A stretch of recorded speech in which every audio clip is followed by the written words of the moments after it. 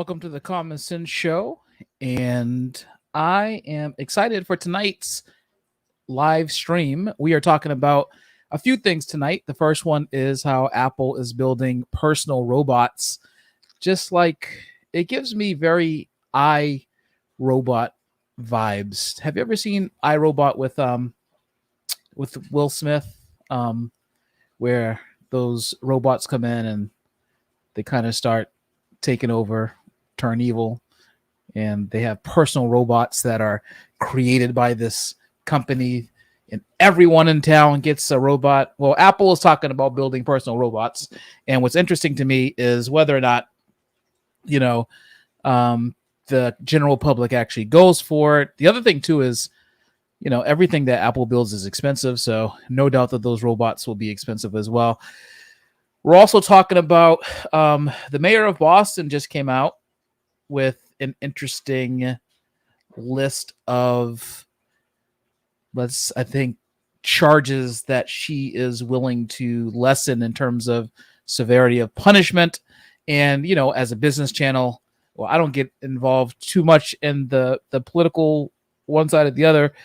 But my whole focus is on what is going to happen to business as a result of, these decisions, what could happen, and what should business owners perhaps prepare for if indeed this does come down. There's a list of a few things that could affect businesses owners in the Bay State, in Boston, that is going to be interesting to kind of monitor. It's not like anything is proposed at the moment and will go into effect, but we've kind of seen some of the effects of what she is willing to allow in other areas of the country already that have already decriminalized certain aspects of like larceny and things like that relate directly to small business owners and their operating and their profit and their ability to keep their stores or brick and mortar locations open. And I want to just kind of address some of those things. I want to share with you what those are, and I want to hear from you in the comment section if you're watching what you think about some of these proposed items, and would they affect you? How big of an effect that you think they'll have on business? But I want to start with I almost said it, iRobot. I want to start with the Apple personal robot because that's a very interesting one, and the one probably the most likely to be highly controversial with people because privacy concerns and data and securing one's data is probably the most pressing item for business owners right now around the world. So many laws have come out about privacy and data breaches and keeping consumers' data protected. And it's just so important that we talk about the effects of, what are the consequences of building something like a personal home robot that might have access to certain information from a person, and what could happen if 10,000 people buy this robot and all of a sudden it starts to malfunction or it's hackable and people are able to get into it and get information. It is a concern in general, I'm sure, for people, and no doubt a business concern, which is, but it's in the early stages of development. But of course, like anything else, this is the time when we actually talk about the what ifs and what could be's and things like that. So let's start down the road of the Apple building personal robots. And I have an article here from CNBC that I wanted to start with because I think this one is the most relevant. And what it's talking about is Apple exploring the development of personal home robots after ditching the electric vehicle project. Do you remember how Apple had a electric car for about 2 seconds, and then it went to and then they didn't want to do it anymore, and so they went to this. Now they're onto the home robots, but they were starting with the electric vehicles, but now they're kind of changing course. But it says that Apple is exploring the development of personal home robots after ditching its electric vehicle project. Engineers at Apple have been looking into a robot that can follow users around their homes and a tabletop device that uses robotics to adjust a display screen. Bloomberg reported, citing people familiar with the research team. Imagine a robot that follows you around the house. It says here that Apple's hardware engineering division and its artificial intelligence and machine learning group are overseeing the work of personal robots, Bloomberg reported. The home robot project is still in the early research and development phase, according to the report. Of course, Apple declined to comment. But this is talking about how, a robot that follows you around the house. It's like, here's what it reminds me of right here. Move now. I'm going to service. Please remain indoors. This is for your own protection. What could possibly happen when the robots turn on all humans like T-1000 and the Terminator, if that indeed does happen? So let's dig into an article a little bit deeper on this whole robot project. So let's keep going. It says Apple wants to get smart home robots into our households, according to a new report from Bloomberg. So these two articles are based on the Bloomberg article, but they have slightly different information. Arguably, the Cupertino-based tech giant already had a successful foray into a new category. So why not take another risk? It says, citing people who asked not to be identified. This is interesting. Bloomberg wants us to believe that behind the scenes, Apple engineers are currently exploring personal robots for the home. The project is still in the beginning stages, though, so it's unclear whether it'll be released in the future. All we know so far is that it supposedly features a built-in display that uses robotics to move automatically. However, this screen has been a source of contention for the company. At first, Apple reportedly wanted the display to mimic the head movements of callers on FaceTime, for example, nodding. Engineers also allegedly conceived an idea in which the smart display would have the ability to frame a single person within a crowd during a call. However, you know how expensive Apple products can be, so the Cupertino-based tech giant was concerned whether consumers would shell out their hard-earned money for such ho-hum features. Another issue is that engineers have been reportedly struggling with balancing the display's weight on the personal robot's motor. According to Bloomberg, Apple executives are questioning whether the personal smart home robot is a worthy investment at all.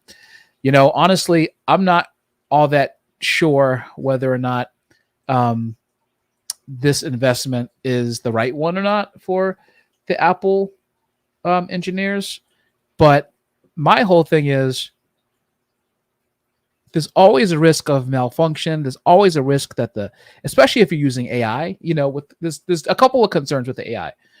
The first concern with AI is the security issues with AI. The second issues with AI are that when you merge AI and robotics, you end up getting something that is completely different than something that you had before. Now, do we want AI turning on us? Like iRobot? I'm telling you, iRobot. Before Apple comes out with this robot, you need to go and take a look at iRobot, that movie that Will Smith was in.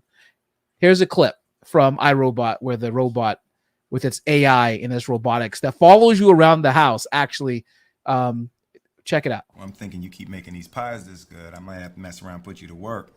So you like the pie, huh? Mm-hmm. You can come in now.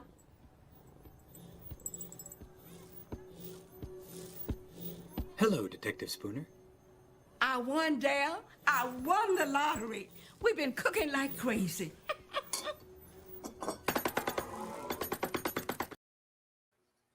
You see the face of the robot at the end? That's what's going to happen. If Apple makes these personal home robots, that could happen in your house. Your Apple robot can turn into some carrot chopping psycho murderer. And then what happens? Well, I don't know. Anyways, the point is that, is it a good idea? Is it a good business decision? Look, Tesla in China right now are leading the way in electric vehicles. And so it's obvious that Apple ditched it because they weren't going to be able to hang in there with Tesla, with the likes of Tesla in China. Okay, fair enough. But is it smart for Apple to go into the personal home robot space? I want to hear your thoughts. Would you buy, if you had the opportunity, if you're watching this and you're listening, if you had the opportunity to buy for yourself an Apple personal home robot, would you actually take the opportunity? Would you have one? Let's say that I gave you a check for like 20 grand and these personal home robots cost like 10 grand. So you could actually buy one. Could you see yourself buying an Apple robot? And if so, which task do you think at home would you want the robot to do? Would you want it to cook? If it could cook, I don't know if it has fingers or not. They haven't engineered. It's still in the research and development phase, which what will be more interesting is to see what functions that Apple thinks that the home robot would be, capable of doing. We already have Alexa, Echo. We already have the Google Home thingies that you can talk to. Obviously, we have ChatGPT. I don't know that one. Yeah, and my Alexa's going off right now. We already have like ChatGPT where you can kind of talk back and forth with it, and it can order stuff from Amazon and other stuff. It can play podcasts, it can play music, it can shut off lights, unlock doors, it can do a whole bunch of stuff. What is it that Apple is going to put in a personal home robot to sell to the public that's safe, that it would do, that a person will want to pay for? Like folding clothes, tying shoes. I mean, I could think of some other stuff, but frankly, it seems a little too scary for me. I'm just saying, I just want to show you the end of this clip Well, again. I'm thinking you keep making these pies this good. I might have to mess around and put you to work. So you like the pie, huh? Mm-hmm. You can come in now.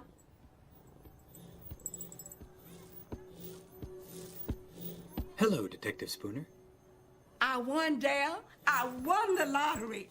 We've been cooking like crazy.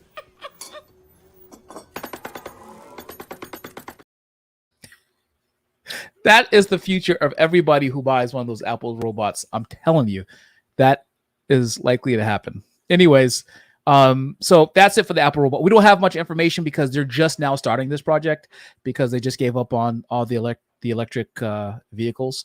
I always wondered, like, when a big, so I actually run a manufacturing firm here, and we kind of specialize in doing soundproofing. And but when you're retooling a factory for an entire separate purpose like that, it's like, who gets all the test cars that Apple made? Do the executives just drive off with them? I don't know. I wonder what happens to that. All right. So the next agenda item, which is going to be probably the longest segment, is I want to talk about something that just came up. I just saw online the other day, which I thought was actually concerning, given that I live in Massachusetts, and frankly, this is, local news, probably soon to be national news. The mayor of Boston came out in support of blocking prosecutions for 15 common criminal offenses. And there's a list of them. And I wanted to know, this is a business show. We talk about business, except for when we're doing like a happy hour or long live stream. Sometimes, like tonight, we'll do some other stuff. But I wanted to know what you thought about this list of potential blocking prosecution type crimes and what their effect on business, local small businesses might be. And how would you feel if your local town council, mayor, whatever, decided to do this? Now, I know that in some areas of the country that some mayors and some governors, and some legislatures have decriminalized certain common lower level, what they consider lower level criminal offenses. But, as humans in general, we know that oftentimes when you have a gateway to certain kinds of lower type of behaviors, it can slowly turn into an escalation of other behaviors, right? It's just common human escalating behavior. But anyways, I'm going to show you the 15 common criminal offenses that the mayor of Boston is interested in blocking prosecution for. Now, this isn't proposed by the legislation. This is something that just came up. Perhaps this is was formed by a committee proposing this of some kind, but it's not legislation yet. This is not going into effect quite yet. But I think it's interesting for us to bear out because I always take a look from the business, I'm on the side of small business owners. So I want small business owners to be successful, right?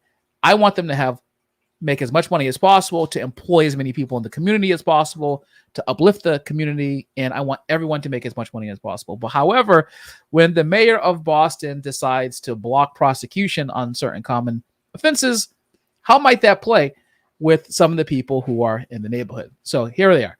Let me show you the list of offenses. I want to get your thoughts on this. Okay, so here they are. So trespassing, shoplifting, including offenses that are essentially shoplifting but charged as larceny. I'm not exactly sure what that means. Maybe like offenses like stealing gas or something. So you're not like taking something off the shelf, you know what I mean? But it could be something like that. Larceny under $250, disorderly conduct, disturbing the peace, receiving stolen property, minor driving offenses, including operating with a suspended or revoked license, breaking and entering, where it is into a vacant property, or where it is for the purpose of sleeping or seeking refuge from the cold, and there is no actual damage to property, which I'm assuming that means that you broke into someone's house or property or store or whatever, and you didn't damage. So what did you pick a lock because you're part of Ocean's 11 and you just know how to like get into doors because you went to some kind of lock picking camp when you were like 17? Like how do you break and enter into a property without the first part, the breaking part? Is that just kind of breaking the barrier between the door and the inside? Maybe that's what that means in legal sense, or the window and inside. I don't know. I still go for these people went to a lock picking camp and they can get into a building without breaking into a door. Wanton or malicious destruction of property, threats, excluding domestic violence, minor in possession of alcohol, drug possession with intent to distribute, a standalone resisting arrest charge in cases where a person is charged with resisting arrest, and that is the only charge. A resisting arrest charge combined with only charges that all fall under the list of charges to decline to prosecute. For example, resisting arrest charge combined with only a trespassing charge. I love how in the list they use like only a trespassing charge. You first had to come onto a property that you weren't invited to, and then it's talking about blocking prosecution. You were trespassing and you resisted arrest. So you were somewhere where you weren't supposed to be. Then you resisted arrest. And then it's like, well, I'm not going to prosecute you for this. And there's two crimes right there. But I don't know. That seems like that can be dangerous. Obviously, they put the caveat of excluding domestic violence in with these threats, excluding domestic violence. But it seems if a person can just trespass and not be prosecuted for that, that seems like a bit of an issue because they can be all up in your space. Yeah, I mean, what are you going to do, right? Like, and what happens if, for instance, let's take it from the business. Okay, let's give some business examples. I think that's the best way to do it. If we're kind of thinking about business, right? Trespassing. You're causing a disturbance at my business, and then I say to you that, you know, I no longer want to serve you. I want you to leave. Get out. Okay. And there's a problem. And now you can just trespass somebody off your property, right? You could just tell them that, you know, kick rocks, hit the bricks, hit the street, peace out. But if they block prosecution for actually trespassing, that means that there is no incentive to stop a person from going where their rights to be there have been revoked. So that's a problem. And then what about the shoplifting piece right here? And how do they suss out the difference between shoplifting and larceny under $250? So, and what if you have a retail store? So, okay. So here in Boston, I can just tell you this. I've been to a store, for instance, they're like these little boutique stores on a street called Newbury Street. a lot of them have, personally crafted items on retail displays that they sell. It could be bath bombs, it could be candles, it could be clothes, it could be a lot of the stuff on those shelves are not necessarily over $250. There are a lot that are, but think about the material and the resources that a small business may have put into.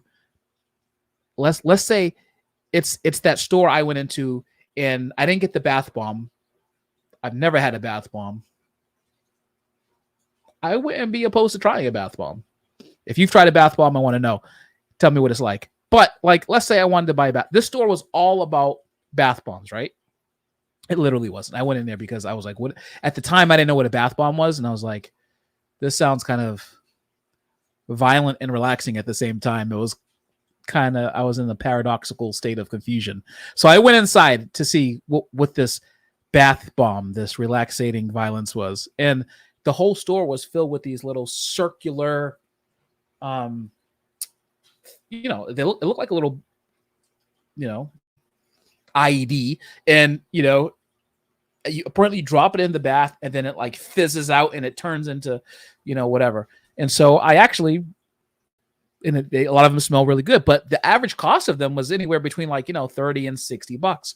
But the whole store was made with these bath bombs. So like, think about that, right? So here's a store.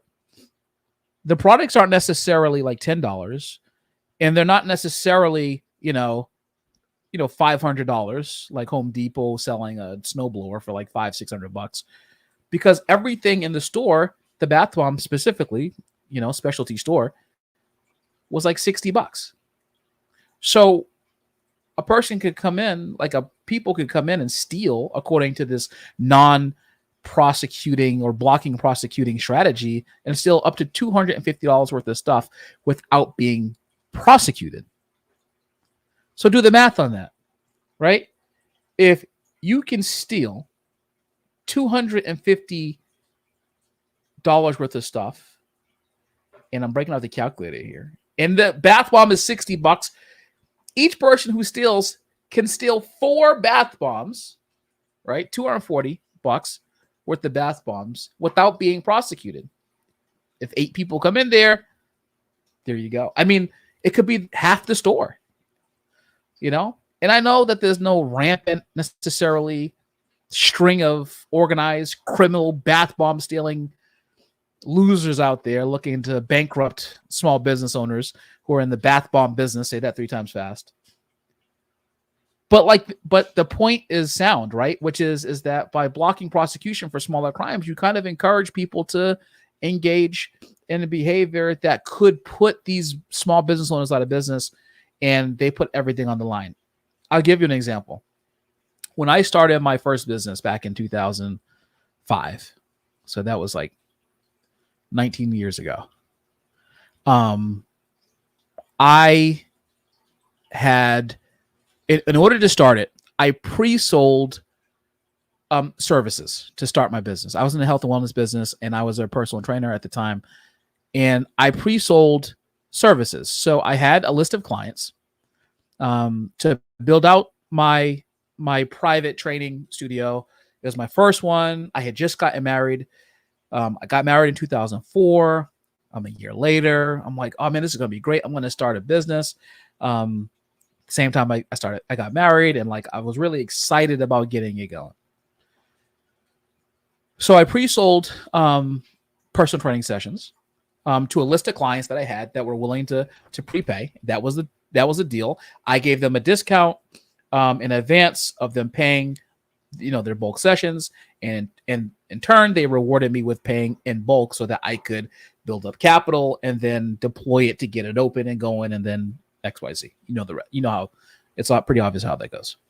So I was able to generate like, I don't know, $20,000-$30,000 that way, something like that.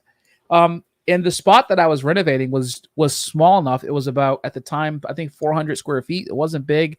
It was just big enough for me to work and train these people, and at the same time to be able to renovate, put some nice floors in there, a couple of TVs, couple cardio machines. I had a weight crossover machine in there. I had dumbbells. It was just enough to work with private training clients.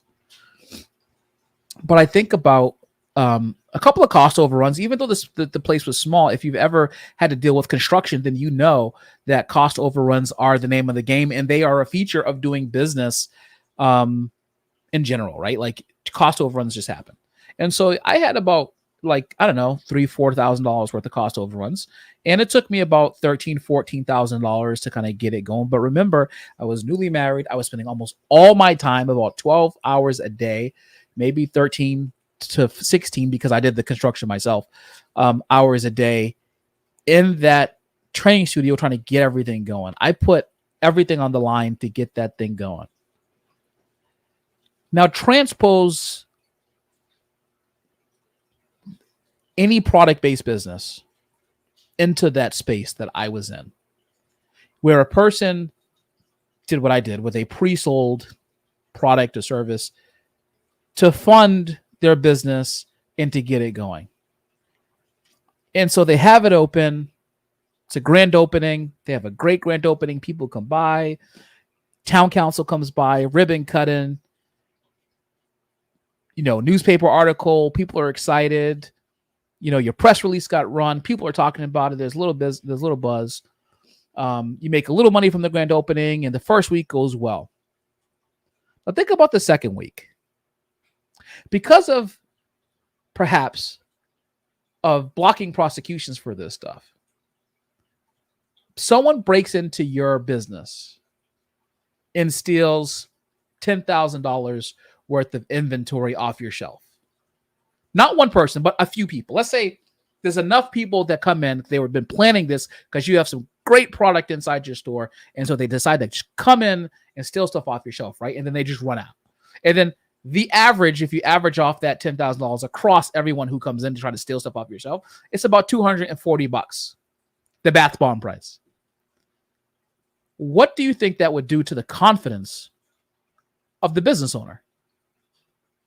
I mean, honestly, you spent your hard-earned time and money trying to get that place open, and for what? Just for a group of numbskulls to come in and steal it, and all of a sudden, the mayor in your town decides to block prosecution for this stuff. It's interesting, right? I mean, it's like, how is that going to work? So that caused me to look up. That honestly caused me to look up some information on what the effects of shoplifting is, because I really want to know generally what the effects of shoplifting are on small business owners, the neighborhood. And like if you watch the news long enough, or you're on social media long enough, or Twitter, which is circular firing squad at times, long enough, then you're always going to see people from different sides of an issue just debate. Sometimes it's facts. It's like 5% facts most of the time, but it's like 95% emotion. Oftentimes there's not a non-emotional, just fact-based way to talk about this stuff. So I pulled up some information about the effects of shoplifting just to see if I can get some regular, fair, standard way, just the facts of how stealing and these policies might have on small business owners. And here's what I found. I want to show you. So this is from the Los Angeles Business Journal. And it was an article that was entitled Shoplifting Hurts Everyone. And because I'm now blind, because I'm in my 40s, as opposed to before, I wanted to bring it up so you can actually see it. I want to go over it with you because this is really important for us to go over. It says a national study by the National Retail Federation reported that retailers in the United States lost over $60 billion to theft in 2019, with shoplifting accounting for 35% of that total. So let's just go over what 35% of 60 billion is. 21, okay? $21 billion back in 2019 of theft. I'm sure I have a whole bunch of stuff here that we're going to look at. And so we'll take a look and see what some of the more recent numbers are. But I can't imagine it went down from $21 billion. Anyways, so the research by Richard C. Hollinger, a criminology professor at the University of Florida, highlights the correlation between shoplifting and small business closures. According to his findings, businesses in areas with higher rates of shoplifting are more likely to shut down, unable to absorb the financial blows of theft and the subsequent need to invest in security measures. Moreover, the psychological toll on business owners cannot be overstated. A study published in the Journal of Business and Psychology found that the fear of crime significantly affects business owners' well-being and job satisfaction. Makes sense, right? Business owner, given the scenario, I gave you my personal story and obviously transposed a product-based business into my business just so you can understand the impact of larceny, because they would have to steal me in my business and I wouldn't go down without a fight. But the point is that, there's a psychological toll, he said, on business owners that can't be overstated. Do we really want our business owners in neighborhoods to be in fear of crime? That's when you start to see things changing in the neighborhood. I'll give you an example. I have a great example of this. Okay. There was a gas station in I would say a very one of the poorer townships in Boston. Okay. There was a gas station right in kind of like in the center of it. And I went there a couple times because I was like driving through. And one day I noticed that they were, they gave a price like most gas stations do for like paying with your credit card and paying with your debit card, right? Or cash price. And then, a few weeks went by and I remember driving by and I just saw a cash price, right? And like they had kind of put a block over the sign that said credit, and it only said we take cash only, right? So I went into I couldn't just drive by and leave this alone. I had to know, because I have to know things, and I know curiosity killed the cat. And one of these days, I'm gonna step on a live wire, I'm sure. So I went into the gas station. I asked the owner or the manager that was behind the counter. And I was just like, why? What happened? Like, you used to take card. How come you just cash only now? And he said to me that there were people filling up their cars with gas. And then, this is a back scratcher, by the way. Look at this. And then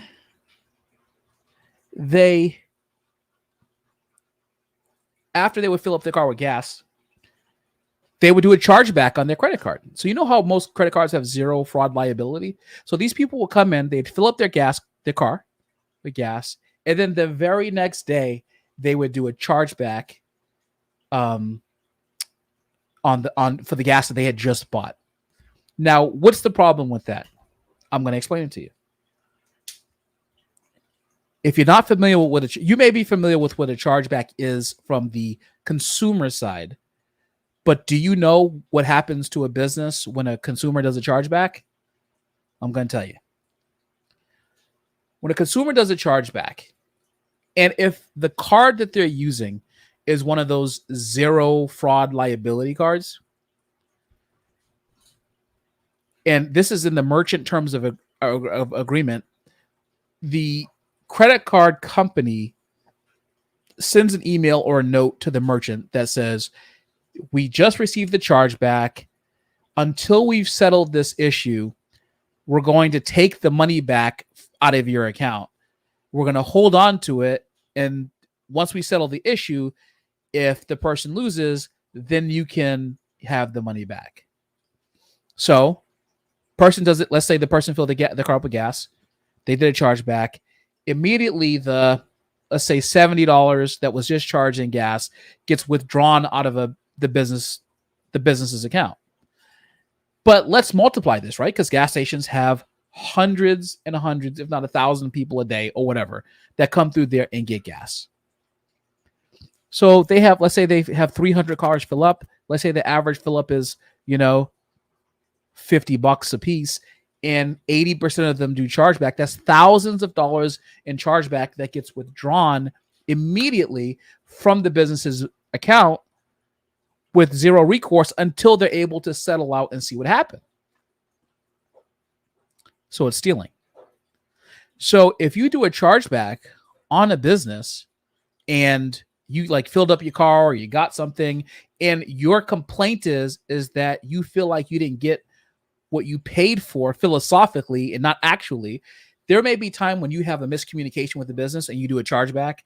And then the business is like, maybe they fight it, maybe they don't.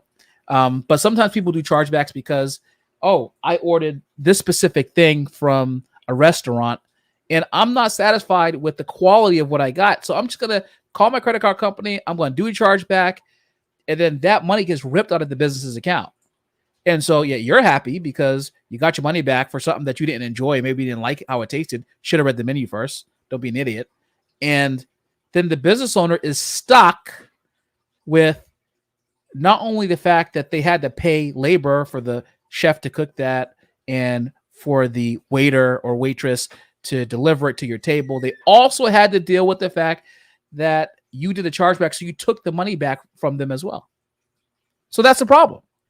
But now imagine that happens with a gas station and you have thousands of dollars coming out. This is a small business. Now, $70, again, to make the point, is not a lot of money necessarily for one person. But when you multiply it, becomes 1,000. It becomes thousands of dollars. But more importantly, it wouldn't fit into the prosecution level crime, which is this change that the Boston mayor was talking about. Now, I'm not suggesting that people should get prosecuted for stealing $70 worth of gas, but I'm just saying the point is how it affects businesses and the business owners who are running these businesses, right? It's tough. It makes for a tough situation. And so when people have the opportunity to be, to just assume that small business owners can absorb any cost that they suffer or anything that they go through is just absorbable because they have insurance. Let me ask you a question, because this is a common refrain from people about business owners, right? Oh, they have insurance. The insurance company would just cover it, right?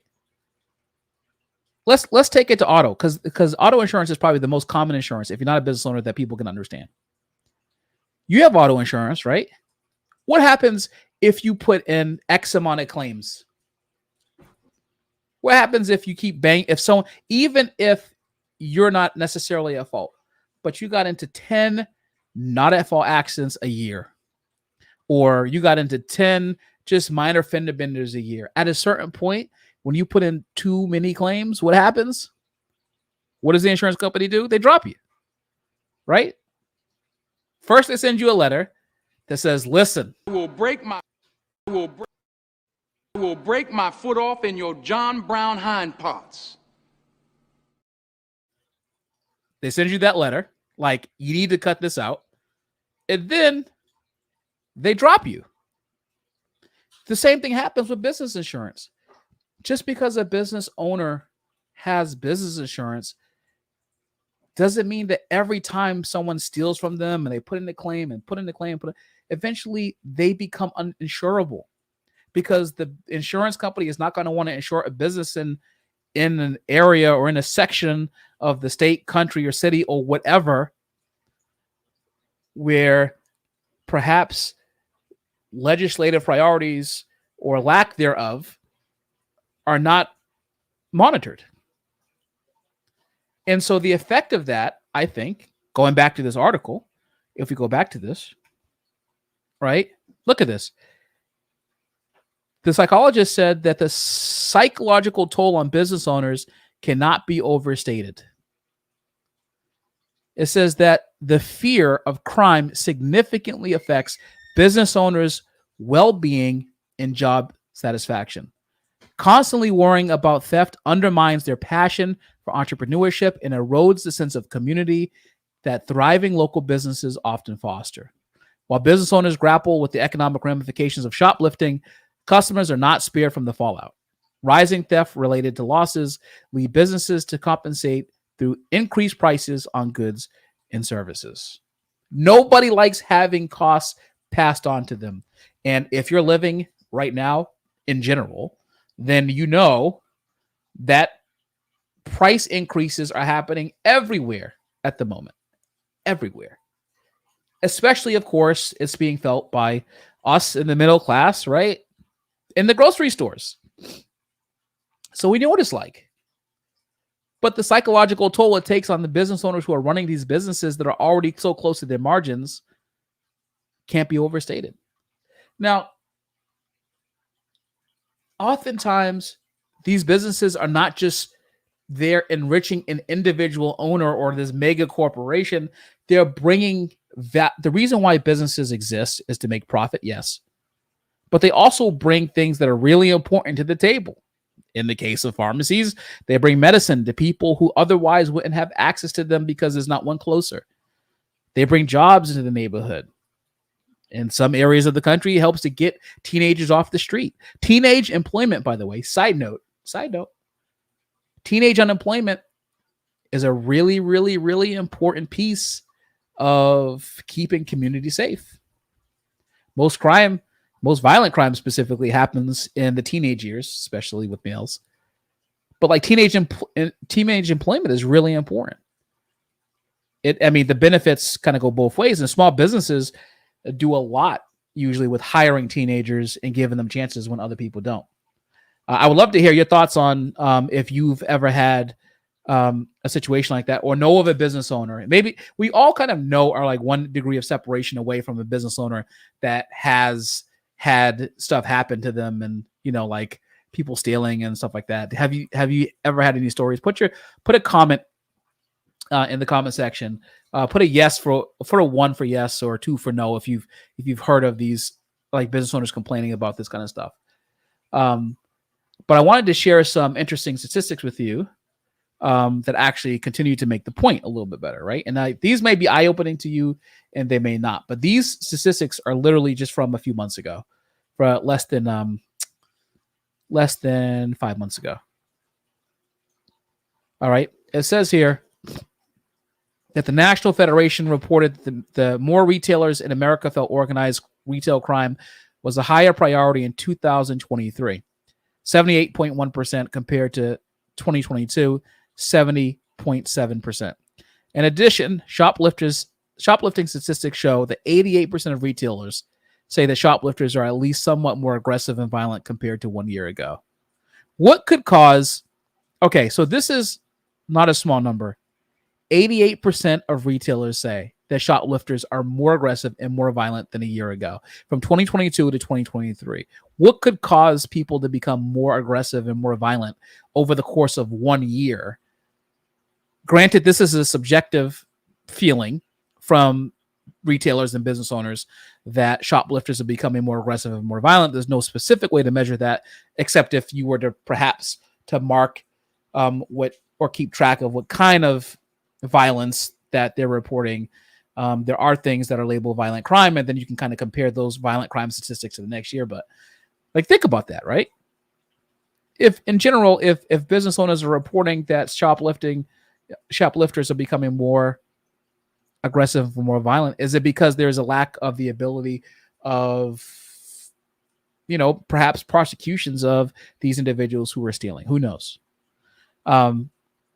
It says that our survey reveals that the vast majority of small business retailers nationwide. Now, these are small business retailers, okay? Small business retailers nationwide have experienced theft at their stores. 90%. That's why I highlighted this. 90% of small businesses in the U.S. have experienced retail shoplifting. So the question of like, do adopting some of these policies hurt small businesses? I think the answer is obvious, right? So here's some statistics related to the effect of retail theft on small business, right? It says 41% of small business retailers say that the value of the items stolen in 2023 has increased compared to previous years. 75% of small business retailers report monthly losses between $500 and $2,500 due to theft. And I can tell you that $2,500 due to theft is probably the cost of a small bodega type commercial spot at the bottom of like a mixed use building. Now, mixed use buildings, you may already know this, but if you don't, mixed use buildings are those buildings that you see that have residential apartments above, like at the top, and commercial units at the bottom. That's called mixed use space. And if small business retailers, if 75% of small business retailers are reporting monthly losses of like $500 to $2,500 a month due to theft, that means that their rent is probably being stripped away from them every single month, and just in losses alone.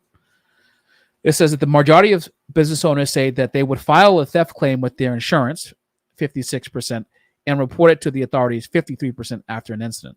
But again, like I said, if you file a report so often after every incident that happens, what is the likely outcome from the insurer side of the coin?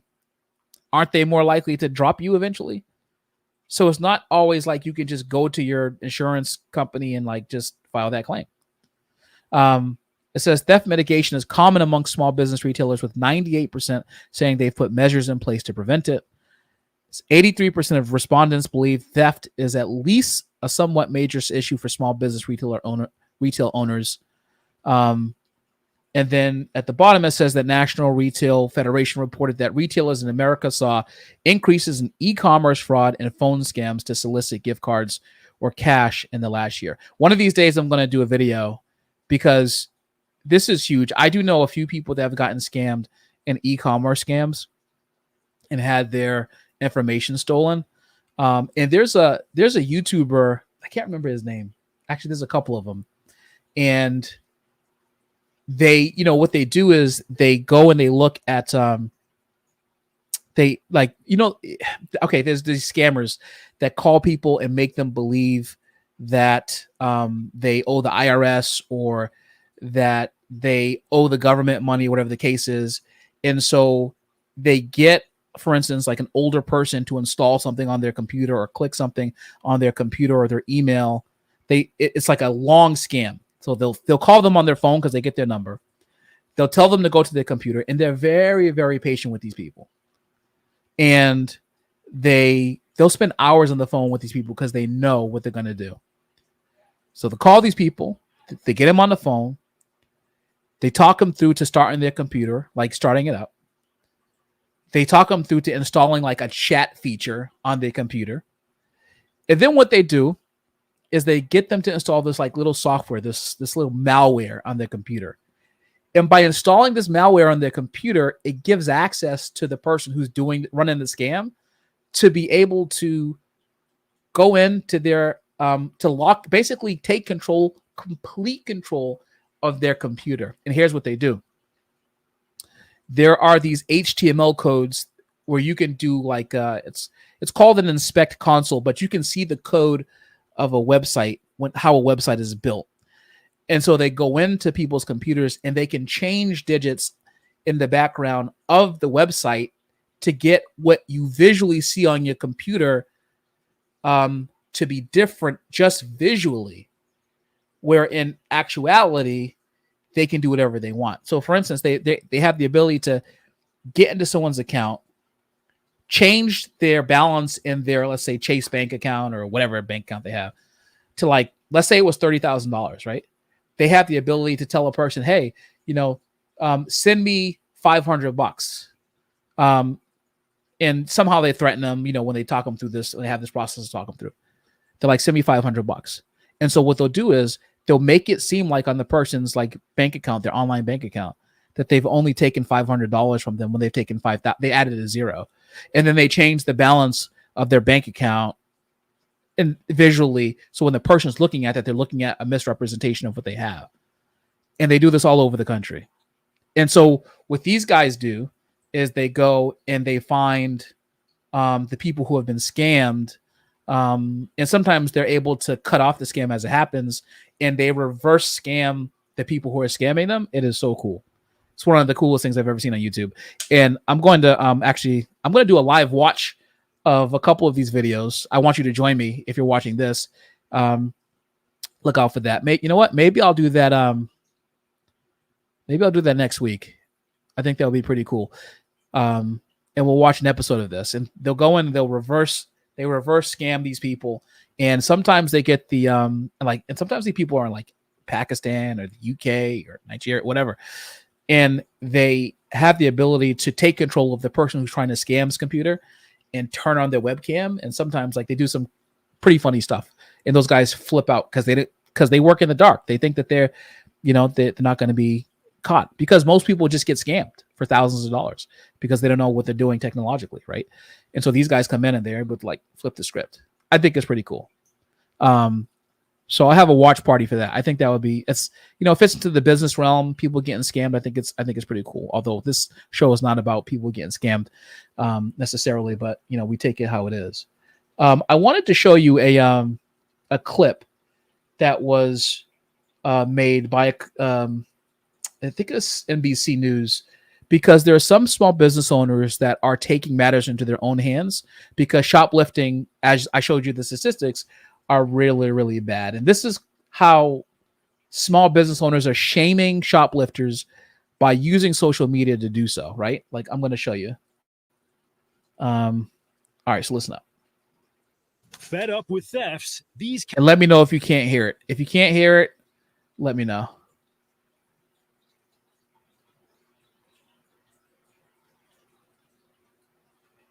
Oh, Kit Boga is a good one. Okay.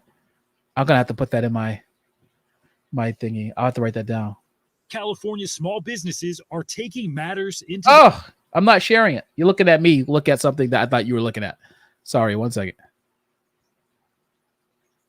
Check it out. Fed up with thefts, these California small businesses are taking matters into their own hands, posting videos of the alleged shoplifters on social media. And I was just shocked. Like it happened back to back. I was really upset. Chandler Tang, owner of Postscript, a gift shop in San Francisco, says she posted alleged shoplifters last month after being targeted twice in just 1 week. She posted both incidents, hoping her followers could help her identify them, though she had no luck. We want to alert our community and get support, especially knowing that like the police might not be able to help us. Kitson clothing stores in LA, once known as a celebrity hotspot of the 2000s, takes it one step further, not just using social media for help identifying suspects, but posting what the store believes to be their names, social media accounts, and other personal information unrelated to the incident in at least 2 instances, even after getting paid. Imagine that. How cool would that be? Right? That you actually expose the person on social media. Look at my Gucci shoes. And then you're like, you know what? Here's a video of you stealing them Gucci shoes. Or getting the goods returned, a potentially risky move. If you imply that somebody committed a crime and that's false, that will usually make you liable for defamation. The LAPD says it is currently investigating a case involving Kitson alleged shoplifting, but would not provide details on specific cases. Owner Fraser Ross says he does it in part to alert other small businesses. Armed guards, we don't have that. So all businesses have to be aware of these shoplifters. And if they come into your complex, you need to be on top of them. The police can't really help us. And there's a certain law where, it has to be a certain amount of items stolen. That law, known as Prop 47, was passed in 2014 and increased the amount of which shoplifting could be prosecuted as a felony from $400 to $950. Nuts. Crazy. By moving the dollar amount upward for qualifying felonies, a whole host of more stuff. Crimes misdemeanors. Yep. And misdemeanors alone are often crimes that police simply aren't that interested in investigating. There you go. The law has many critics, including some elected leaders in San Diego, currently gathering signatures to try to reform it. Prop 47 has failed us, especially in retail theft, where theft now is really been almost decriminalized. As for Kitson and Postscript, posting about alleged thefts has not helped deter shoplifting. we do our year-end shrinkage. Our shrinkage is up. I don't know if it's deterred shoplifting, but we've had a lot of people come in because of the TikTok and because of all the media. We've had a ton of people come in. Tang saying more than 60 people have been in just over the past few weeks after seeing her posts about the thefts. Did I do the right thing? I want to say yes. We're representing the business, and like, are we putting these shoplifters, in harm's way? And it's just there's so many elements. All right, Stephen Romo joins us now. Stephen, so that last business owner, she seems sort of torn over what she did, which she's. All right. So, from where I sit, I think that, small business owners at most of the time have to take matters into their own hands. And, because, $450 in the eyes of the law may not be a lot of money. And in some cases, to some people, it's not. But for small business owners, remember, it's always about the multiplier. I gave you the story about the gas station owner who had people doing chargebacks at his gas pump and taking $70 worth of gas. But remember, it's always about the multiplier, because the way business works and functions is it works on the multiplier, right? Volume, having X amount of people come in and buy times however much they're buying is how you get your gross revenue. It's how you bring in cash. So having people, it doesn't matter the amount. If it's over, $1, then the multiplier exists. And so for small business owners, that can be crippling. So that's kind of my thought on where the Boston mayor's where this policy shift, where this proposal to ban certain prosecutions could end up, right? Like, it could end up where you don't want it to end up. It could end up in the place where, you have business owners trying to catch people like To Catch a Predator. You remember To Catch a Predator? Where they would have those videos and they would trap people to come into houses. They thought they were meeting minors, and then what's his name? Todd Hansen or something will walk out and be like, "What are you doing here, sir?" And they'd be like, because he's just walking out. It was pretty funny. But that's kind of where you end up. Small business owners have to end up, it becomes the wild, wild west, and that's not really something that we want. What we're going to do next is I'm going to take a look at, so we're going to shift to look at some videos. Now, I just showed you a video about shoplifting. I figure we can look at the lighter side. We're going to look at some TikToks, because life without TikTok is, whatever. But, we'll look at some TikToks together about shoplifting and see kind of where it goes. And then if I find something else that's cool, I might try to see, maybe I might show you a part of the video of the scammer thing. I'll try to find it while we're watching some of these TikToks. But I wanted to share something with you that's really important to me, which is that I started a community. Obviously, this channel doesn't run on Duncan, and it doesn't run on hopes and prayers. It runs on support from people like yourself who are watching. And so I started what's called the Common Sense Show After Party. And the Common Sense Show After Party is just a community of people who are fans of the show. And I would love for you to become a member there. I do private videos on the Locos, not the kind of private video. I do videos and content just for people who are subscribed. It's $7 a month. I mean, less than a cup of coffee for a day, especially these days at Starbucks. But it's called The Conversation Continues here at the After Party community. There's a 24-hour chat. You all can chat about what you saw on the show, like kind of what we talked about in general. And then I'll do live streams in there and content specifically for you as well that is off YouTube. And we can certainly look at other stuff that perhaps might get me banned or demonetized on YouTube, because usually when you share something on YouTube, that is, you can get a copyright strike, but that doesn't happen on Locos. So sometimes I might want to, for instance, watch something that would get me copyright struck on YouTube, but I can't. And so it actually makes it a lot easier to watch it there. So if you have a chance, go to commonsenseshow.locals.com. How about this? I'm going to flash it on the screen for you.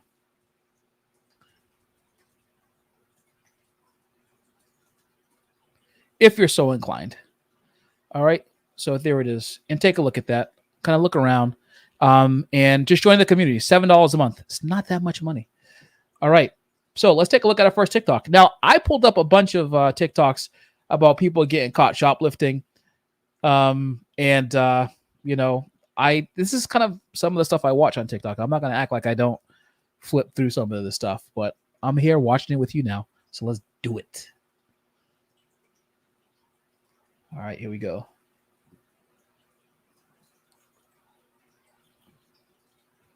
Oh, hold on one second. This thing's acting kind of funky. And we'll try it again.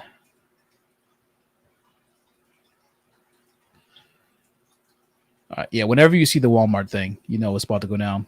All right, let's see. Can you all see that? I hope you can see that. Do I need to make myself smaller? Oh, that's way too big. Hold on. Okay, here we go. Caught a shoplifter at Walmart. Our society is becoming.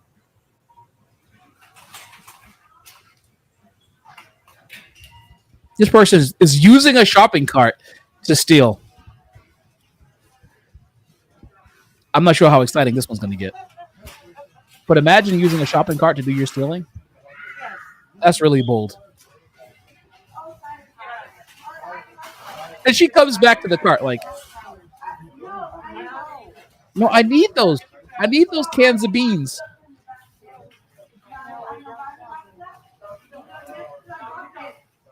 What argument do you have with the Walmart person when you're not waving a gun about why you should steal this stuff?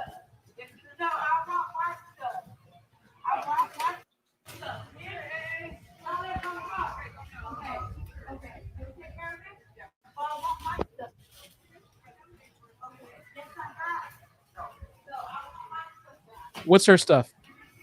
What do you think is her stuff in the cart? Tell me in the chat what you think her stuff is in the cart. What in that cart is her stuff? I want my stuff. So go do something you don't pay for it. Okay, you can get the out of my face with that shit. I want my stuff. What? Hey, no, I'm leaving. That's all your stuff in there. She hasn't paid for that at all. She has not. She has not.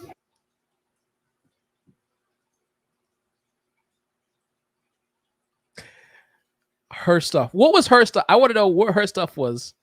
What did she intend to actually take out of the cart? Howard says the stuff she intended. Exactly. Yeah, that's her stuff. That stuff on the shelf. It's always, is it always Walmart? Is the question. Is it? Okay, so now we're going to watch a TikTok on a woman who goes absolutely nuts when the officers catch her. This is gonna be fun. Hold on one second. All right, here we go.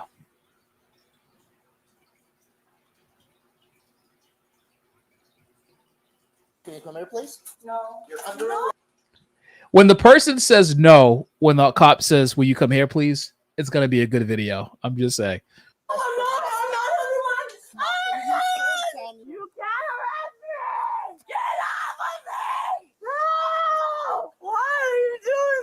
On March 16th, 2023, officers received a report of a shoplifting in progress.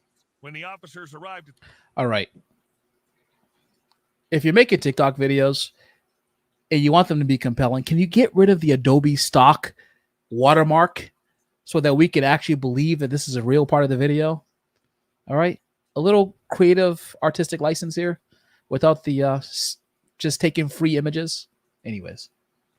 At the scene, they were met by a woman named Rakia Ray Spellers, who was located around the restroom area. I'm sorry, you said what? You have we what? do not have paperwork from you guys. She always bails out of here. Have you guys told her Yes. not to come back? Okay. Yep. I'll need a statement in reference to that. So. Hi there, Randy Wilson, Lafayette Police Department. You're being detained right now. You're not free to leave. Can you come here, please? No. Don't go out that door. It is an emergency. You're under arrest for trespass. No. You're under No, arrest. I'm not under arrest. Stop. I'm not under arrest. I'm not under arrest. Resist. I'm not Do under not arrest. resist me. I'm not under Go arrest. ahead, fighting one. Get down. I'm not Down on under the ground. arrest. I'm not going to use force on you. You're under arrest for resisting arrest. Yeah. How's that bag staying on? That's all I want to know. Stay on the ground. Stay Do you see the Karen cam? Do not fight me. Stay on the ground. Yes, you are. I'm not. Stay on the ground. Okay. I'm royalty, she said. Stay on the ground. Stay on the ground. Calm down. Stay on the ground. I'm not under arrest. I'm not under arrest. I'm royalty. She said I'm royalty. I'm not under arrest. Okay, stay here on the ground. I'm not stay on the ground. Stay on the ground. I'm not do not resist. Do not fight. Do not resist. Do not fight. Okay, we'll talk. Can you come here, please? What's wrong with you, bro? What the heck? You tripping, bro? You tripping? That's literally what happened with this lady right here. She went nuts. That lady said she was royalty. That's what she said. She literally said, I'm royalty when the cop was trying to arrest her. She said, they let me come in here. I'm royalty. I'm royalty. My question is, how did that bag not rip? Have you seen those bags with the thin strings? Like, how did that bag not just tear open and whatever she had in that bag just not come, like keys, anything, right? Those bags are so thin. I'm not sure how she did it and ripped that. All right, let's move on to the next one because this is hopefully this gets better. I know I love these things. All right, here we go.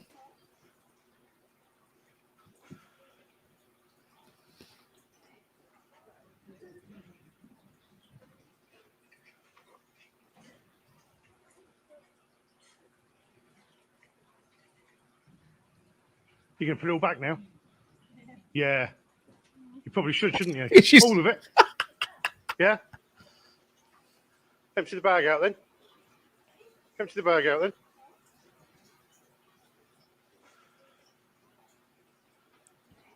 Look at that. Just the casual way she just put it back on the shelf. I had to watch this one more time. Watch this. Watch how she just calmly puts it back like she works there. You can put it all back now. Yeah. Yeah. Can I help? Probably should, shouldn't you? All of it.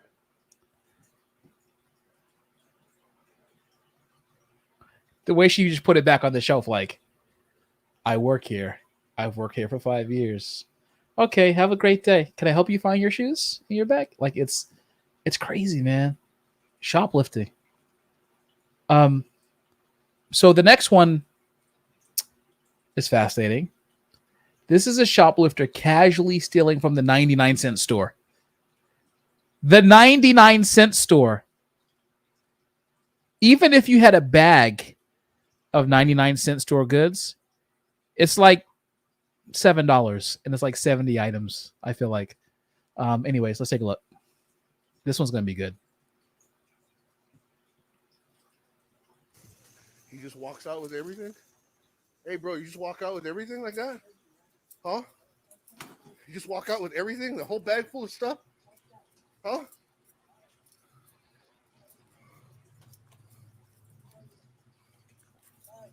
Why? Well, let me see what the tick is. Huh? That's pretty cool, man. All right. Good luck, guys.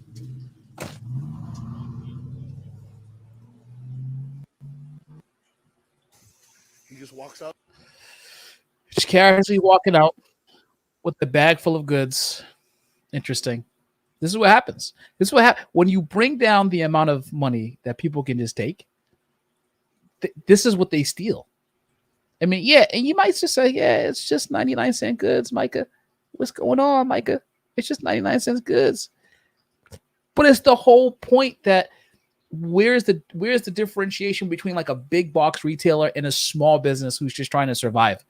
And they may have just put their last money in that they're not going to get paid until the next week and for inventory to try to make some money. Like that's the whole point of this whole thing, right? In our next video, a 70-year-old woman tries to stop a gentleman from leaving with goods. Let's see what happens here. And by the way, I found a Kit Boga video, so it's a little long, but we can, if you want to stick around, you can watch it. You gonna pay for that? You gonna pay for that? When? You gonna pay for it? He's dismissing the man filming. But there's someone else he's going to have to face. I just walks out. And she means business. Oh, Nana. Get him, Nana. Get him, Nana. The woman, who claims to have seen the man shoving roast beefs into his backpack earlier, rips the man's mask off. Come on, bud. While the man filming grabs the car full of goods, Come on. Get out. thus thwarting the alleged would-be thief. Just jack up the price for everybody else because of you. It's about time they got caught. You gonna pay for that? Let me tell you something. It's a sad day when it takes grandma to come and stop a thief, and everyone's just looking around at her, ripping this guy's mask off. What if he punched her in the face? Like, what was going to happen? You know, like it's crazy. It is absolutely crazy that that people allow this stuff to happen. So I think I made my point. My point is that when you start to block prosecution for things actually like for crimes, like bad things happen. And you know, it kind of, I feel like it has a compounding effect on the community. The net effect of a business on a community is supposed to be positive, bringing jobs, bringing inventory, bringing something creative, bringing families together, a place where people can chat, like local bars or local gyms, whatever the case is. The net effect of a small business in the community is supposed to be like, you know, next level, and it's supposed to like do a lot of good for the community. But you know, people don't think about that. They just think about what's the easiest for them to get, I guess, reelected. But I found it funny that 73-year-old grandma stepped in there and tried to take that guy's mask off. She was like, Stanley, I'll help you find it. Stanley from The Office, have you lost your mind? Because I'll help you find it. Okay. So earlier, well, a few minutes ago, I was talking about how the online scammers do their thing and how they trick people. And so one of our watchers tonight just talked about Kit Boga is the one who does reverse scams and scams and scammers. I found one of his videos. You know, it's a little long, and but you know, I figured we could watch it together. It would be interesting, and hopefully he doesn't try to. I'm such a small channel. I doubt he will copyright strike me. But if he does, I blame you all for suggesting this. Just so you know. All right, here we go.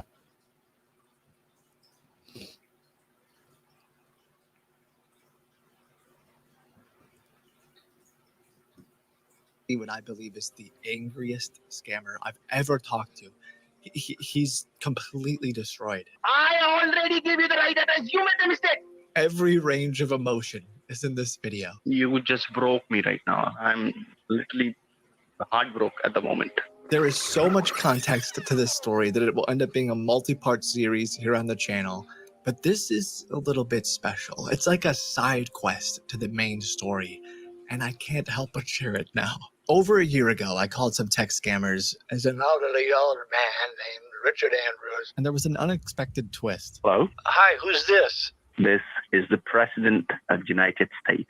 Because there are lots of scams going on under your name. I'm here to help you. Over the course of months, he would send me 43 bank accounts that they used to launder money here in the US, but I always would make a mistake. He never got any money, and all of those accounts were reported to bank fraud professionals. Sometimes he'd ask for gift cards, but I'd make mistakes with those too. Are you who told you to redeem the card again and again and again? Why the you are doing that thing again and again? We are stopping you, and again you're doing the same thing. Which part you're not able to understand? This scammer is mad. He has spent over so a bad. year trying to get money from me, and every single time I make a mistake, hundreds of thousands of dollars have been right at his fingertips, and it's always gone. I am trying to helping you people from the last few months, and you guys are not able to do it even a single wire. Around October of last year, I lost contact with Joe. It had been 46 hours, and his assistant told me, For security reason, he changed the number. and I kind of thought things were over. But recently, he texted me, and I almost didn't believe it. President Joe Biden. Holy smokes, it's been a while. Yeah, this is. This is so fun. How are you? You don't recognize my voice? Hey, has anybody told you about artificial intelligence? Because have I been reading into that. Absolutely, I know that. Chat GPT. That's it, yeah, GB. Chat GPT. What is it? GBD. GPT. Yes, exactly. P as in parrot. PP? I'm one of the investors in this.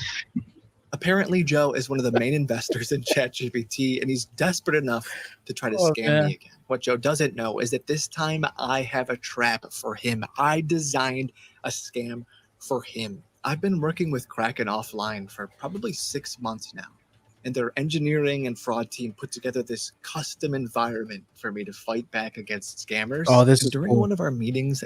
So in some of the videos that I've seen, I will say that sometimes the companies that are software companies like or fintechs like Kraken will work with scammers and help them out, and they'll have teams and they go out and they do this. But I think it's cool that they work together. They suggested the perfect plan. I tell Joe that in order for me to send this money to him, he has to have a verified account. Now, there's different levels of verification, but if he wants this much money quickly, he'd have to turn over some of his personal information, say a passport. And since I'm partnered with Kraken and the fraud team would be watching in real time, if he signed up and put all that information on there, they'd have it. Now, obviously, it's scary for a scammer to give up that information, but it looks like I have a significant amount of Bitcoin on their exchange, and Joe fell for it.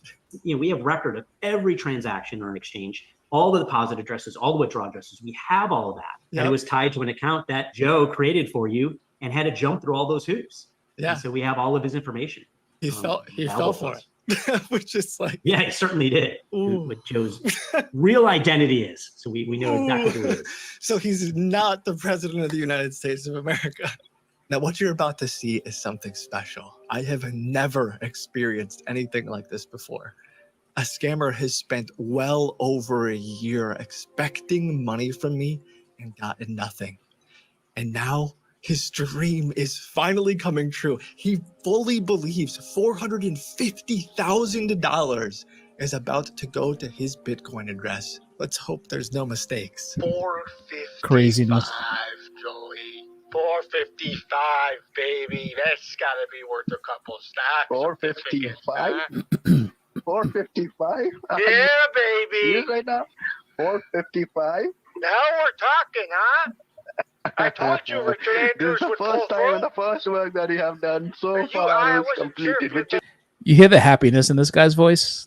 He's like, ha ha, I'm about to get 455. Huh? completed. Do one thing.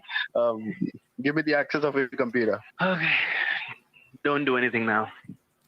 Give me the access. Okay, so this is how the scam works, right? They ask for access to the computer. This is how they scam older folks. But in the older folks' case, they kind of talk them through starting the computer up and all this other stuff so they can install that spyware, that malware that I was talking to you about earlier in the show. Like, this is how they actually get through to them and scam people out of thousands. They've taken life savings and retirement accounts. Don't ever feel bad for these people, even if it feels like they go from these lions, these wolves in sheep clothing to get people to like a little lamb. These people are dangerous and they have one goal. They would scam you out of your drawers if they could. I'm telling you, that's just how they work. Okay. I'm in. Oh, come on. Got that. Got it. I can see that. You are done. You have done something good work here. Let me first of all say congratulations. I know Congratulations. it took a little longer than I thought it would, but I told you. 12 BTC. Right now we have 12 BTC. Can you see this here? Okay. 12 BTC we have. Tremendously, you know, I have no words for you. You Listen to the language. You know, often, so I got certified in body language tactics through, if you know the behavior panel, if you've ever watched the behavior panel, Scott Rouse, Greg Hartley, Mark Bowden, and Chase Hughes, they have a course, Greg Hartley and Scott Rouse, and it's about, and it's called behavior language tactics, and so you can get certified, which I did. I went. It's an excellent course. I got certified through it, and part of the emphasis on reading body language is not just about body language. It's also about the words that people use and how they position it. Notice how he said that we have 12 BTC, right? He tried to make it seem like they together had it. Like it's a very embracing, happy, like we're all in this together type of thing. It's not going to work with this guy because he knows what the scam is, but you can see how it works for people who are unsuspecting. Who are just killed. You just killed it. Let me tell you this. Is that good? Killing it is good? I thought that was bad. Yeah, absolutely, it is good. It's not good. It's best. This is the best work that you have done so far. If you're a content creator of any kind, you need to check out Motionarray. My name is Paul. All right, you're gonna have to deal with the fact that Fire. I don't have the app blocker, and you disabled app blocker. What do you want me to enter in the description? I don't know what this is for. Oh, is this your Kraken? Let me. Yes, this is the Kraken wallet address I already mentioned here. Now I need to fill the description. So what do you want me to fill? For a friend. I guess friend or Joe. Or Oh, Joe was investment or whatever. chatting with Kraken Why is it while he's on with this guy. It's a wallet address. It's always that much long. The internal error was on purpose, so I could make sure it was a Kraken account. I wonder this is the best, Richard. This is the best work that you have done till now. This is the best. Let me give you congratulations one more time. This is the best work that you have done. All right. That's what I like to hear. Richard, can I ask you something? I forgot the spelling of friend. What? Joe, you're getting old, man. Again with the tactics, putting friend in there, right? You're okay. I should Trying have to told you. act like he's getting closer. Again, it's not going to work with this guy, but again, you can see how it works for people who are unsuspecting. It's kind of crazy. Absolutely. Okay. I told Joe I had found a bunch of investors and sent them these fake stock certificates to get the money. You are good at your job. Let me tell you this. You are pretty good. What do you say? What do you mean? What do you mean I'm pretty good? What do you mean? You are the best. I can see and I can say you are the best as I can see. You are the best one. I have This guy is almost euphoric thinking that he's about to get the money from this guy. Though this is why they end up going nuts, because you can see how happy he is. He can feel in his mind, he has the bait on the hook and has set the hook in the fish's mouth. So like he feels like he's almost guaranteed a bit, his thieving result as a result of this. So you can hear the euphoria in his voice. This other laptop, I can message him and say, why do I keep having these problems? Okay, do one thing here. Talk to them right now. Okay. Yeah, Go ahead, talk to them let me right get now. in touch with them, and if you don't mind, let me call. Let me can I give call you the back? wallet address. Okay. Hang on.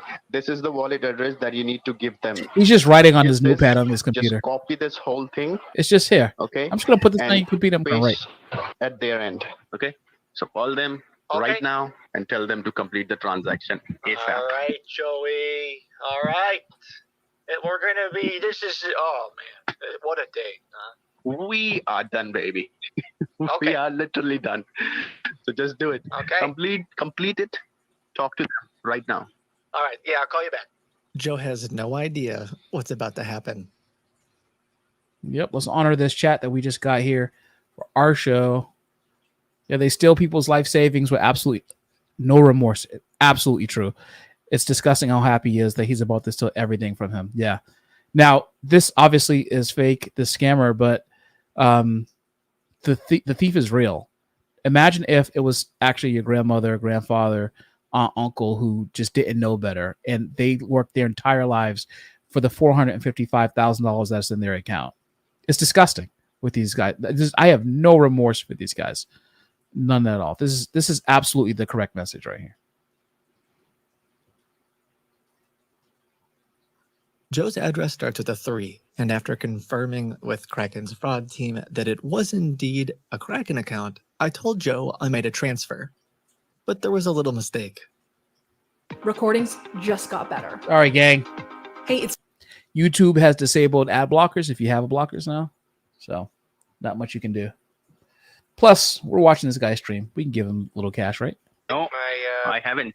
You're saying you don't have it. The money's gone. That's what it says. The money is gone from your account. It says, yeah, it's mine. I just sent it to you. I typed it in just exactly like Why didn't you copy and gave it to paste? me. Might be you typed something wrong. No, I double checked it. Do you see what I sent you? This looks right Only to thing me, it though. It says matters ledger, is if you type the ledger right, entry. if you Oh, type the man. right address. He's already getting agitated. Hang on.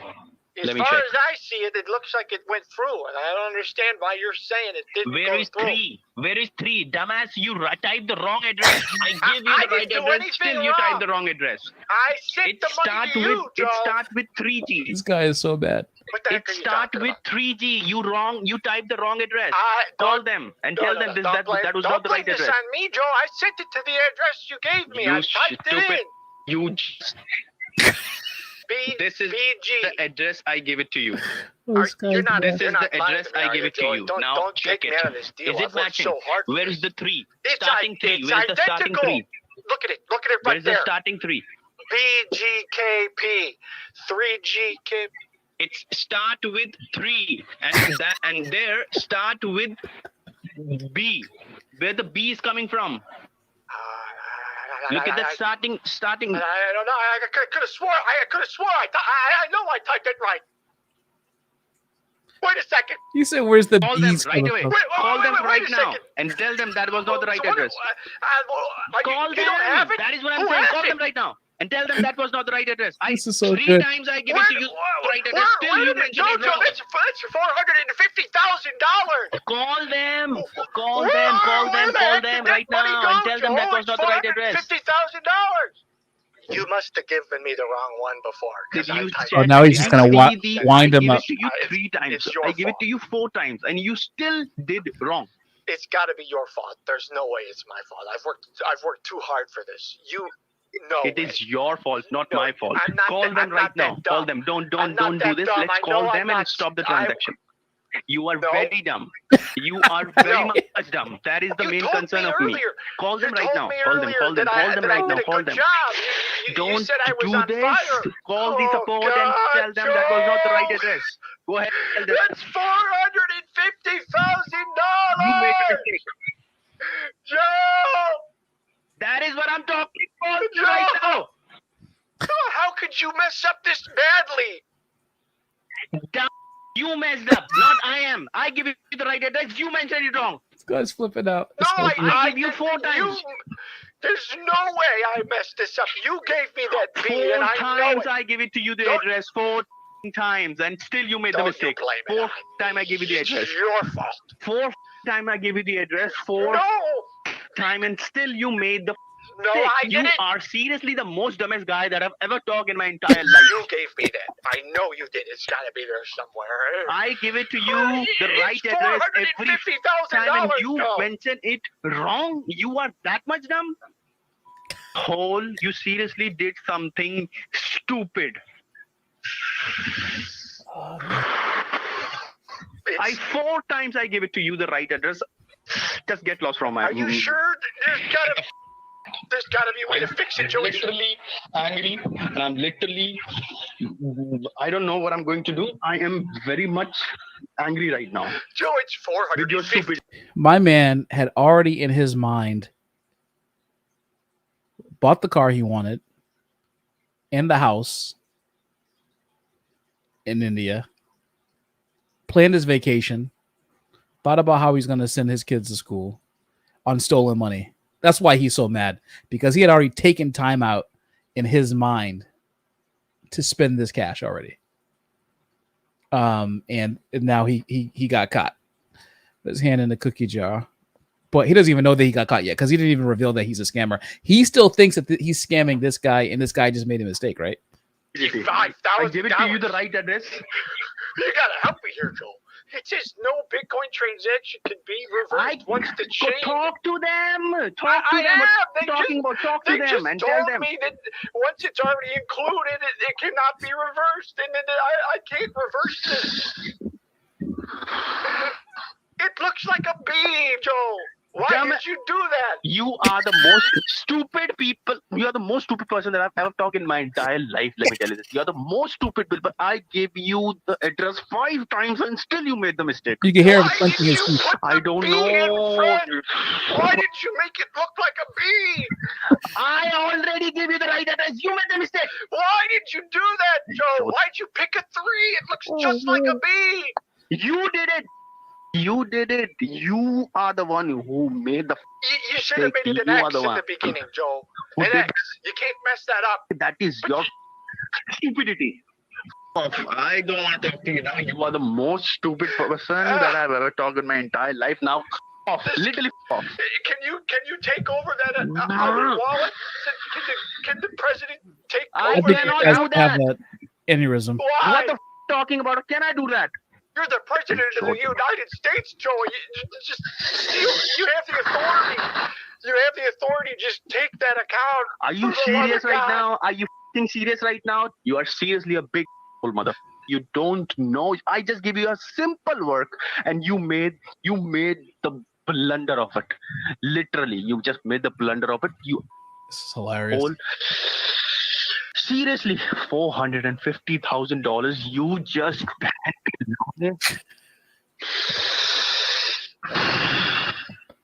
Oh, wait. You. They said that they're gonna escalate this to. Okay, wait. They said they can look into it. Do one thing. He is about to get really caught. Okay. You hear the obviously. This is why you should never feel bad for anyone who has these code switching moments. He went from all the names he called him, all the anger, all the cussing him out, to if he thinks that they can reverse the funds, he's about to get super nice. I haven't even seen this video, and I already know when he's dealing with a manipulator like this, he's about to get super nice to try to get him back on his side after he tried to, what he was thinking was, talk to him kind of crazy. Ask about the call. Ask about the number. Support team. Okay, he's typing. Yeah, and give him the right address. Give him the right address. He said, I looked into it. Good news. The transfer was successful. Mm-hmm. Oh, that's great. Okay. That was the wrong address. That was the wrong They address. said that the transfer that I sent earlier was successful for the minus 12.4 BTC. Give this time the right address and tell them That's what. good, right? Talking to them, I'm not able to understand. You are not able to talk to them. Oh, Give them the right address. Oh, God. You just made a blunder. Literally, you just made a blunder. You dumb. You literally made a blunder of it. Simple. It's just a simple job. Just you need to give them the right wallet address, and you made. Let's call a spade a shovel. Okay, you're the one who put Call a spade a shovel. Put the 3 in front. You made it look like a. You like a are bee. the one who does that. I give you the right wallet address so many times. If I give you the right thing, why didn't you put the right This address? guy That is is gonna my have a main stroke. concern here. Why did you put something wrong? Why the heck and where the hell is your brain, and how the did you use your brain all the time and up the simple thing again and again and again? Joe, I've worked so hard for this, Joe. You worked so hard and you up so easy. It's a simple job to do it, and you just made it blunder. And the transaction was successful as well. Fuck. She looked at me like, do you That is so funny. With you, literally, what is wrong with you? Okay, I know what to do. Okay. Go into your account and change. What you're doing? Change your wallet from a 3 to a B. Change it. That is not how things work. How big idiot you are? What you're talking about? Do you even know what you're talking about? It's a system generated code. Change It's a this. wallet Change it address. from I a give it to 3 you. a B. That is hilarious. You gotta be able to change it, though. We right? cannot change it. No, we cannot. Idiot. Literally, you are the most idiotic, most mother. I have no words right now for you, to be honest. I have literally no words at the moment, and I'm that much angry. Joe, $450,000. Are you serious right now? that money was supposed to go to you. Who has it? mentioned it. It is wrong. Can you at least try to change it from a 5 times. At least, John. 5 times I give it to you the right address, and still you made the mistake. You bloody. Why don't you just copy and paste? Why you were typing that? I was being Why did careful. you copy and paste? The simple thing. Why did you put a 3 in the front, Joel? Did you even listen to yourself? How come? I know. Okay, Joe, hear me out. Hear me out. What? Just go in your account and try to change the. All right, I want to fast forward to a part of the video where it looks like in the chapter he gives him hope for a second, and then it changes. All right, let's see what it looks like. Sometimes I get so caught up in the stories, it doesn't even feel real. Like I'm playing another character, but I have to remind myself, this guy, Joe, thinks this is real life. He thinks he just lost $450,000, and I think he was crying. You tell me. I think we saw his sheer anger turn to absolute devastation. And I gotta remember, the guy is an absolute scumbag. He's a manipulative scammer who has spent over a year trying to steal from who he thinks is some clueless old man. So I'm gonna give him some hope, and then take it all away from him again. Okay, Joe, there might be some hope. Yeah, what? Have you been praying or something? They said they might be the wallet. That wallet doesn't exist, and they might be able to get the. Whoa! Still, we have the chance. Give them the right wallet address right now. The wallet address, I'll give it. Yeah, baby. Well. Yeah. Yes. Good news. Yes. Yes.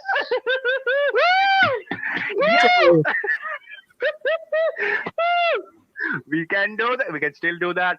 Give them the right wallet address. The wallet, I just give it to you. Give them this. Unreal. I got goosebumps. Do you know that? I was crying. Me too. Me too. Oh, literally. You literally. Watch how nice he becomes to this guy. After a few days, I told Joe that support had credited my account. That's one of the But best this time, feelings in the world. do not make any mistake. All right. This time, do not make any mistake, please. Last time you made the mistake, and that was blundered. No, So I don't want. I don't want to make any. No. I can't go through that again. You know, I did try to send some. So now this guy is hopeful. You know. What the reality is he's. Excited, but I might have made. Oh, this is going to be hilarious. This guy's going to lose his mind. That's why I wanted to wait for you again. I was going through it. This is funny. Doing your trying to get it in there. But if you want to do it, I thought if you want to add it in, Absolutely you can hilarious. click here. Do not touch it. I'm telling you again and again. Why the f touching it again? I'm just trying to walk you through it, Mr. President. And if Don't touch it. If you want to type it in, because I don't want to mess it up, is what I mean. That is why I'm telling you, don't touch it. Okay, I'm not. Last time you made the mistake. That is why I don't want you to touch anything. This is a happy time. This is supposed to be happy. You're sure you have the right one? Because I had done. Still you're using it. Still you're using the computer. I told you not to use it. I told you not to use it. Did I told you not to use it? This one you don't. You don't want to do that one. That was the wrong one. Joe.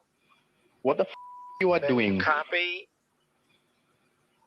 I'm adding the correct wallet, but since it has the same name, Joe, I'm gonna have Joe 2 show up, and that's where the mistake happens. Oh, you know what? Stop doing that. I think What it's you are because you doing? already got it in here. You already added Joe. Hang on. Stop touching it. Stop touching it. That Let me do should be this. you then. You added it earlier. I watched you add it earlier. Stop touching the computer. I told you not to touch it again. Did you understand it? Okay, there we are, baby. I'm talking about. Mm-mm-mm. We did it, Joe. What the I've just done? I sent it to the account. I sent it to the account that you added. It says okay. It says pending. That's great. That's good news. Right? This is your account, Joe. That's the one you added. I told you to not to touch anything. Did you not able to understand, or what is wrong with you? This guy might walk says out I in the have traffic. zero. I'm not sure that is the right account that you have done it. It says I have 0 Bitcoin, so I guess. You got it. You got it, right, Joe? Tell me the good news. What the you just did? What do you mean? I just sent you the 12 Bitcoin. Why are you mad? I've been working on this. I told you not to touch your computer.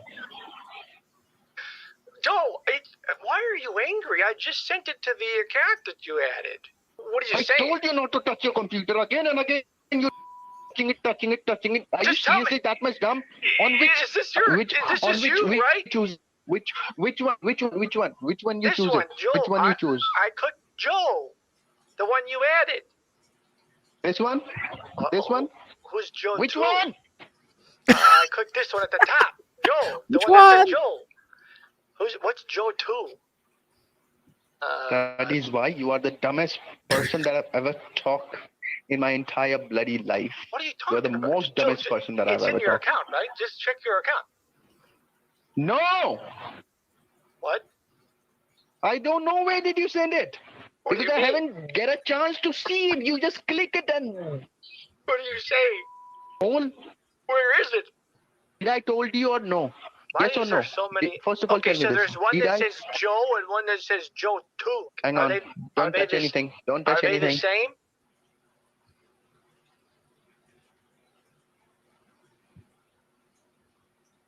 Three GKP 7J.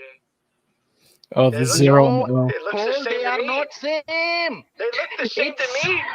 Look at this here. 3GKP Look at this here. 7J. And look at this here. This looks It's great. a 0 and O. Again and again, you what are you that much dumb? I told you not to touch your computer again and again, touching it. And you Oh, still made the mistake. You put it in there. I watched you put it in there. Just get the out of my face, alright, right now. Oh, I God. am just done with you. Oh, no. the sheer terror in his voice is Again, just you made the hysterical. mistake. Told you not to touch your computer. Told you not to touch your computer. Again and again, you did it. Oh, Joe, you're the one. I watched you type it. That was you type. you touching your computer again and again. I told you to not to touch your machine. I told you to not to touch your machine, Oh, but no. again and then again, you're touching it. You're touching it, and you just did it. Oh no. Just do one thing. Get the out of my face. Get the out of my face. Where? I'm just done with you. Oh, All right, that's the end of that video. Oh my goodness, that was hysterical. Yeah, I've seen those videos all up and down YouTube, and they get funnier. Like some of them are funnier than that, and the way that they like. I saw one time where they were looking at the guy in his living room, and he had no idea that they had him on webcam until they put the webcam window on the computer and they showed him. That was pretty hysterical. Oh, pretty darn funny. Listen, we started off this show tonight talking about Apple building personal robots, about stealing and small business, and then of course these scammers right here, scumbags. At the end of the day, if you just run your business right, upfront person, do everything on the up and up, you're good, But these people try to take advantage and manipulate and scam and scheme and their way into profitability. And if you have the skills to be able to kind of counteract that stuff, I think it goes pretty far. But listen, I've been streaming for almost 2 hours now, and I'm getting a little tired because I am old, and I'm a man of a certain age. So I wanted to just reiterate one more time. If you like the show tonight, and you are interested in supporting the show, I would love to have you as a Common Sense Show after party member. If you go to thecommonsenseshow.locals.com, you can sign up. We have a community chat there. You could just be part of the community. We talk about stuff that we covered on the show, exclusive member content on there, exclusive member lives, exclusive member post, 24-hour chat. You know, we talk about what happens on the show and all the other stuff. So I am looking forward to actually going live this week, and I will. And I will be posting there. And if you're a member, you get those posts because I do supporter only posts that I actually have on there. So I'm thinking about doing 2 live streams a week, one on YouTube and one on locals. You know, I'm excited to build this community. We had quite a few people watch tonight, and I appreciate you watching from both X and from YouTube, if that's where you're watching. So thank you for commenting, and thank you for watching. Monday nights, I'm going to be doing my live streams. So if you're watching now, come back Monday night about 8:30. I'm going to start, I think, again next week. Just join me here. Search The Common Sense Show on YouTube. Like and subscribe if you haven't already. That's The Common Sense Show. Sense like dollars and CENTS. Yeah, until next time, I'm Micah. Thank you for watching tonight. I'll talk to you later. Peace.